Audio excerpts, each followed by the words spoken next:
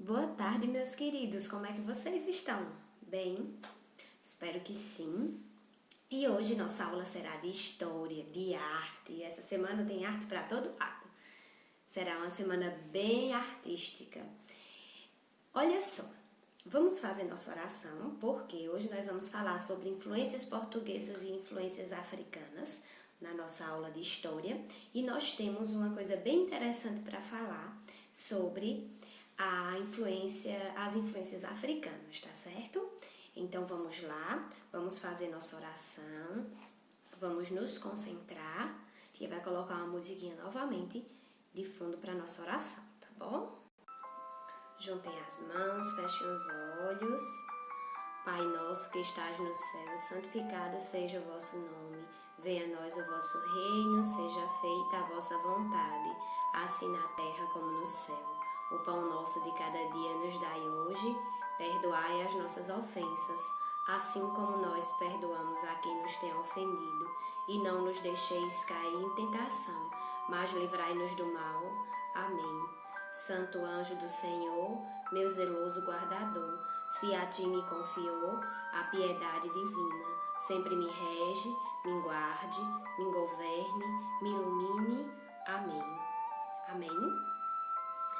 Que nossa tarde hoje seja muito abençoada, assim como a nossa semana inteira, né? Então, como eu tinha falado para vocês, nossa aula de hoje será de história, nossa primeira aula, e nós vamos fazer arte em 2 momentos, tá certo? Na aula de história, e nós temos arte também sobre a confecção do cartãozinho do papai, tá? Então vamos lá, vocês vão pegar o livro 2, na página 32, certo? E vamos falar primeiro das influências portuguesas. Então, gente, a gente já falou bastante sobre a chegada dos portugueses em terras brasileiras, certo? Então, a gente viu que quando eles vieram para cá, o território, ele já tinha habitantes, que eram os indígenas, e eles estavam em busca de especiarias, que normalmente eles iam lá para o continente africano, mas eles fizeram um desvio nessa rota e vieram para terras brasileiras. O que acontece? Quando os portugueses chegam aqui, eles viram que as terras brasileiras eram muito ricas em questão de fertilidade, as matas tinham grande quantidade de árvores que era de interesse deles. Nós tínhamos o pau-brasil, que da madeira se extrai uma tinta que pode ser usada para tingir tecidos. E isso tudo eles foram aproveitando de maneira hoje considerada para a gente ilegal. E na época, através do escambo, que era a troca de objetos super baratos, por exemplo, um espelho. Um espelho era dado aos índios em troca de uma grande quantidade de madeira. E esses índios ainda eram obrigados a carregar essa madeira para os navios. O que acontece? Quando eles percebem que as terras brasileiras eram bem produtivas, eles tornam o Brasil colônia de Portugal, certo? E a partir de então eles começam a explorar o território brasileiro. Uma das coisas em relação às influências, que na época era uma coisa de grande valor, era o luxo, era o açúcar. E eles perceberam que quando saíram de Portugal e chegaram em terras brasileiras, saem daqui da Europa e vêm para cá, quando eles chegam aqui, eles percebem que a cana-de-açúcar vai ser bastante produtiva aqui no Brasil. E eles começam a produzir, a plantar a cana-de-açúcar e para produzir o açúcar. O que ficou de influência portuguesa para nós aqui? A língua portuguesa que falamos, a religiosidade, a crença religiosa, porque quando eles chegaram aqui, os índios, eles eram politeístas, eles acreditavam em vários deuses.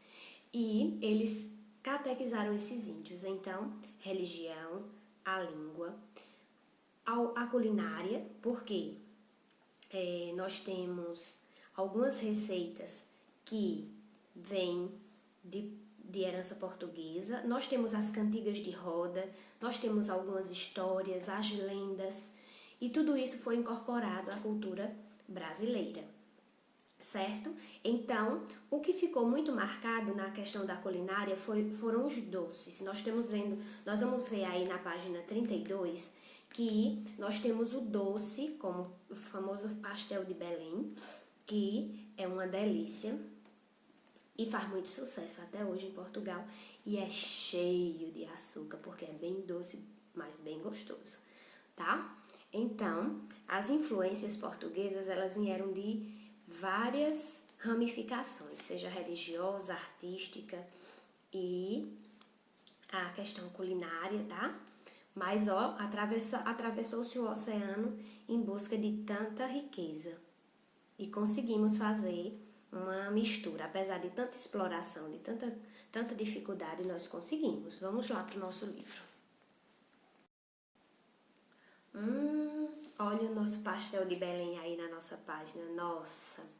Então, como eu falei para vocês, lá mostrando no mapa, os portugueses saíram de lá da Europa, atravessaram o Oceano Atlântico e chegaram aqui na América do Sul, em terras brasileiras. O que acontece? Deixaram várias heranças, como eu falei para vocês.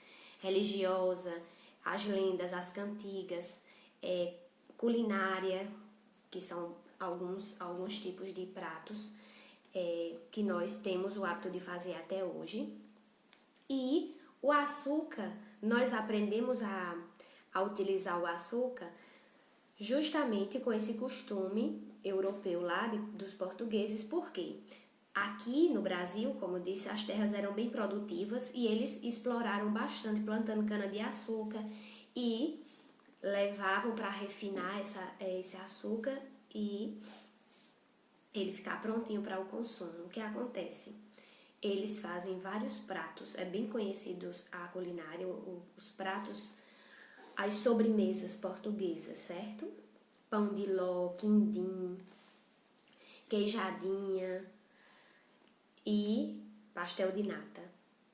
E vários outros, mas de algumas receitas portuguesas são essas. E nós temos o hábito de comer também quindim, por exemplo, queijadinha, que são bem gostosos e acho que alguns de vocês já comeram.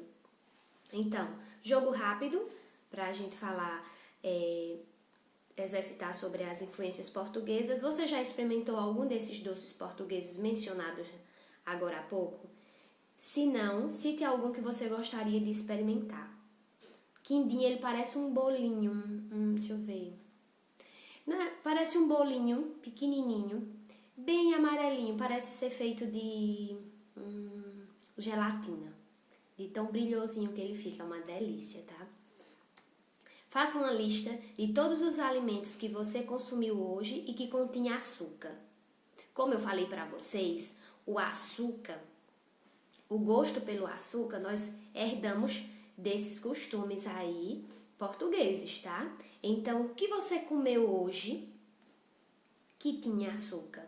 A gente come bastante açúcar. A gente coloca açúcar no café, a gente coloca açúcar no suco, a gente coloca açúcar no bolo. A gente coloca açúcar em tanta coisa. E às vezes já vem prontinho, embaladinho, industrializado, mas tem açúcar também. Para conferir, só é olhar o rótulo da embalagem. Por exemplo, o biscoito que a gente come, o refrigerante, tudo isso tem açúcar. Então a gente consome bastante açúcar, que acaba fazendo mal para a saúde, né?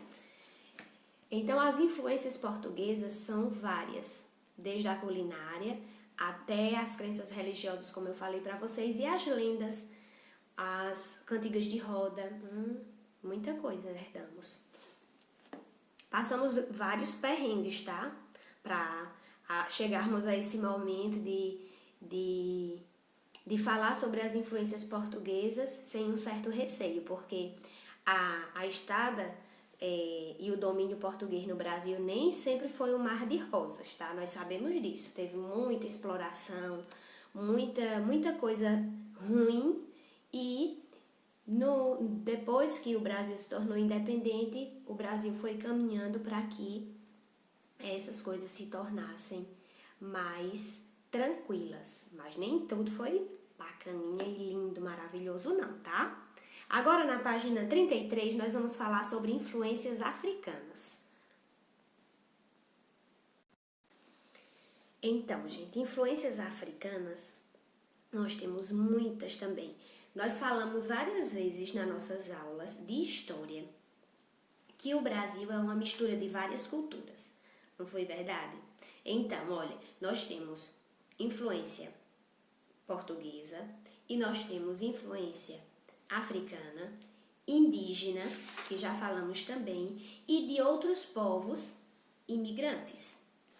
O que acontece? Quando a gente fala de influência africana, nós sabemos que falamos de algumas em outro capítulo já, mas nós herdamos também culinária, certo? Nós herdamos danças, festividades, músicas, algumas palavras que são de origem africana e que foram incorporadas à língua portuguesa, como fubá, moleque, cafuné, batuque. Então, nós temos esse. Quem gosta de feijoada? Eu gosto muito, muito, muito, muito. Adoro feijoada. A feijoada é uma herança africana que nós temos na nossa culinária. E como foi que surgiu essa feijoada? Olha só, tia Jaque falou para vocês que os negros eles eram trazidos da África, certo? E o que acontecia? Quando eles vinham da África, eles vinham em navios. Vou mostrar para vocês daqui a pouco um navio, que era chamado navio negreiro. Eles eram trazidos aqui para o Brasil e vendidos em feiras, em espaços como praças, onde eles eram vendidos como escravos. Uma parte muito triste da nossa história. Esses escravos eram levados para fazendas e nessas casas grandes eles colocavam alguns escravos para trabalhar como empregados domésticos, certo? Escravos. Eles não recebiam salário, eles só recebiam a comida e um local para dormir. O que acontecia? Alguns ficavam na casa grande, arrumando a casa, cozinhando, lavando, passando, cuidando das crianças, dos patrões, e outros ficavam nas senzalas e trabalhavam na roça, certo? Alguns fugiam. E essa culinária acontecia da seguinte forma. Lá na casa grande se fazia um banquete. Se usava, por exemplo, vou citar um exemplo de carne que a gente usa na feijoada. Carne de porco. Então, o dono da casa grande, o chefe, ele comia a melhor parte, entre aspas, daquela carne. Se matava o porco, se preparava, lá na casa grande se comia. Aí então, o que é que acontecia? O pezinho do porco, a orelha do porco, e, por exemplo, algumas sobras dessa comida da casa grande era descartada, eles não queriam. E o que foi que os negros fizeram? Criaram esse prato com feijão e carne dentro. E virou a feijoada que a gente tem hoje. Então, nós temos várias influências culturais. A história de resistência negra é muito bonita, porém muito triste, porque eles conseguiram ter uma resistência muito grande com atos que muitos acabaram morrendo para poder conseguir algum destaque de história e conseguir a libertação do seu povo. Mas a cultura africana é belíssima e nos sobrou, por exemplo, dança, a questão de crença religiosa também, porque nós temos o Umbanda e Candomblé, principalmente o Candomblé, eles são de origem africanas, que eles vieram junto com esses negros trazidos nos navios, tá? Nós temos o acarajé também, que é um tipo de comida, que é um prato típico, certo? Na Bahia, esse prato é bem famoso. Por quê? Na Bahia, na época, esses navios chegavam justamente naquela localidade, onde hoje é Salvador. E a grande quantidade de negros que nós temos na Bahia é justamente por esse fator de os navios aportarem lá e esses negros ficarem, a maior parte deles, nessa localidade. O samba de roda, tá? Nós temos herança africana também. Agora a tia Jaque vai mostrar o navio para vocês verem como era que os negros eram trazidos para o Brasil.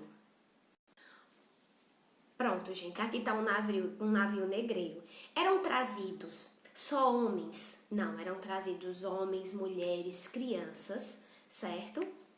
E essas pessoas eram trazidas nessa parte do porão do navio, tá?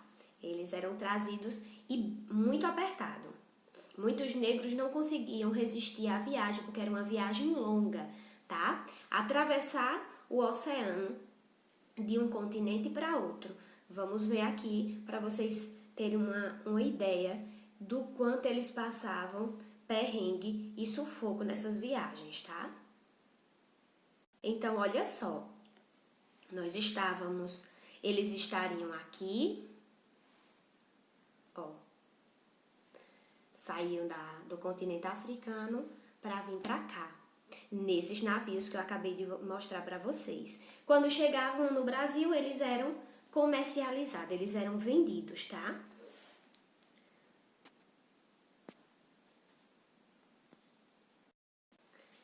Então, como eu falei para vocês, são muitas as influências africanas também, como eu falei, música, festividade, dança, algumas palavras que foram incorporadas à língua portuguesa. E detalhe, gente, o samba, ele nasce em 1600, tá?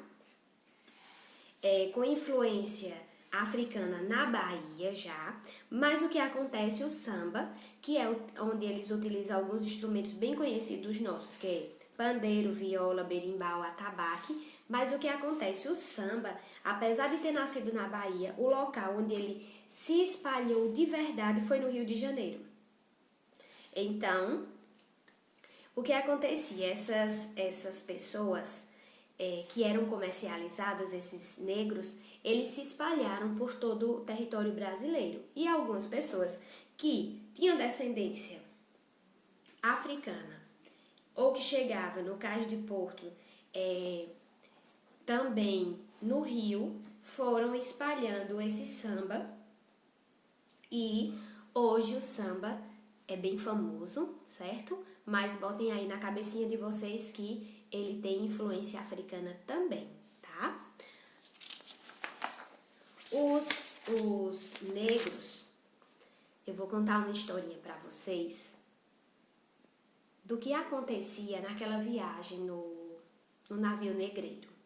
Tia Jaque disse que vinham crianças, vinham mulheres, vinham homens, e essas crianças, elas, como era uma viagem muito longa, elas ficavam inquietas. Criança adora brincar. Imagine você ficar num lugar apertado, onde você não possa correr, e você tinha que ficar quietinho. O que acontecia? Essas crianças, elas acabavam pedindo às mães brinquedos, acabavam pedindo para brincar. O que as mães faziam? Elas rasgavam pedaços das roupas, das próprias roupas, certo? E elas procuravam entreter os filhos confeccionando uma bonequinha como esta, que era feita de tecido. Normalmente as roupas aquela imagem que eu coloquei para vocês no início, que tinha as mulheres, elas estão usando muitos adereços e o tecido de roupa delas é bem colorido. Tem listras, tem formas geométricas, tem muita cor, tem estampas. E elas faziam uma bonequinha de pano e davam para as crianças brincar durante essa viagem. O nome dessa boneca é Abayomi, certo? Que quer dizer encontro precioso, certo? Da linguagem Yorubá. O que acontece? Essa bonequinha virou um símbolo de resistência, certo? Um símbolo de resistência da cultura negra pelo mundo afora. Olha que importância. Ela não tinha costura, ela não tem costura, só tem nós. Vai dando nó e forma o cabelinho, a cabeça, os bracinhos e as perninhas. E a roupa com tecido. Imagine a criatividade que elas tinham para entreter essas crianças. Então, virou um símbolo de resistência, como eu disse para vocês, principalmente da mulher negra, certo? Que tinham esse cuidado com as crianças. Nós vamos confeccionar, tá? Uma bonequinha dessa. Vamos tentar confeccionar. Essa é a minha e eu vou dizer a vocês o que vocês vão precisar para fazer. Mas antes, olha só. O desafio aqui é pesquisar um pouco mais sobre a influência africana. A pesquisa, tia Jaque adiantou essa curiosidade aqui da bonequinha Abayomi, certo? E nós vamos fazer, o desafio vai ser produzir essa bonequinha e expor lá no nosso grupo a confecção, como foi que ficou a bonequinha de vocês. Aí, olha só, nós temos aí, vamos conhecer um pouco mais sobre as culturas dos povos africanos. Você vai ler um texto sobre o povo Shona. Mas antes de iniciar a leitura, consulta o mapa da África, localize um país chamado Zimbábue e é ali que vivem os Shonas. Entre os Shonas, os idosos são muito respeitados, pois têm uma história para contar. E é por isso que na África se diz que quando morre um velho, morre junto uma biblioteca. Por quê? Lembra que a gente falou em outras aulas que a herança cultural, muitas vezes ela não está registrada em livros. Ela é passada dos mais velhos para os mais novos. Então, é justamente isso que acontece. Então, ó, nós temos o mapa aqui do continente africano. Aí, ó, nós temos um país chamado Zimbábue. Tia Jaque vai circular ele aqui, pra gente ficar, ó, o Zimbábue tá bem aqui.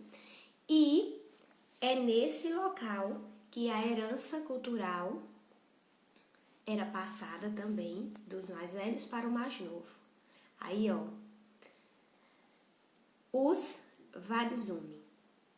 Chaka aprendeu a tocar mimbira com seu pai, que aprendeu a tocar com o avô, pai do pai, que aprendeu a tocar com o bisavô, pai do pai do pai, que aprendeu a tocar com o trisavô, pai do pai do pai do pai, que aprendeu a tocar com o tataravô, pai do pai do pai do pai.